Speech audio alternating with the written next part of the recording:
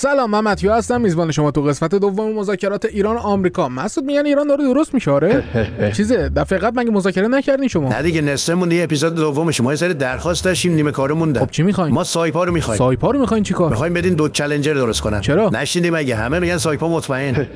مسعود قراره با اینا دوست شیم، اینقدر نکن تو پاچشون. اینا همش تاثیر تبلیغات مثبت جانن. تازه قراره گلزار بدیم تام کروز رو بگیریم. چه جوری رازشون کردی جا گلزار تام کروز رو بدن؟ بهشون گفتم محمد رضا جانم همه بدلکاریاشو خودش انجام میده ماشاءالله. کام کن کله ملق میزنه. آقا من حس میکنم یکم رفته دلم. ما کرج با همه پرشیاهاش میخوایم. قبوله. تو هم باید ختم کنی. مسعود داد و ستد دیگه. مشت ختم کردن من چه سودی برای تو داره؟ خب میخندیم بهت دیگه.